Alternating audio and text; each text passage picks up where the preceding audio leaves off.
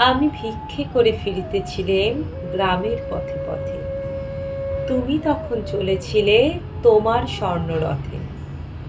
অপূর্ব এক স্বপ্ন সম লাগিতেছিল চক্ষে মম। কি বিচিত্র শোভা তোমার, কি বিচিত্র সাজ! আমি মনে ভাবতেছিলেম, এ কোন মহারাজ? আজি শুভক্ষণে রাত পোহালো, ভেবেছিলেম তবে আজ আমারে দ্বারে দ্বারে ফিরিতে নাহি হবে। বাহির হতে নাহি হতে কাহার দেখা পেলেম পথে। চলিতে রথ ধন ধান্য ছড়াবে দুই ধারে, মুঠা মুঠা কুড়িয়ে নেব নেব ভারে ভারে। দেখি সহসা রথ থেমে গেল আমার কাছে এসে। আমার মুখপানে চেয়ে নামলে তুমি হেসে।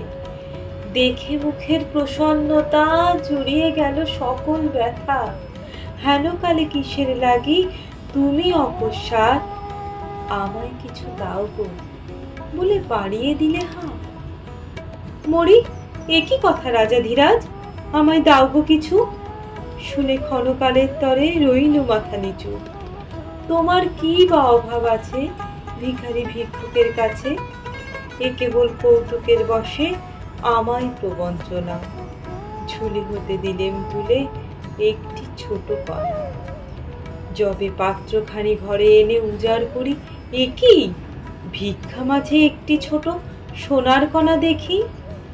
দিলেম যা রাজভিখারি রে, স্বর্ণ হয়ে এলো ফিরে।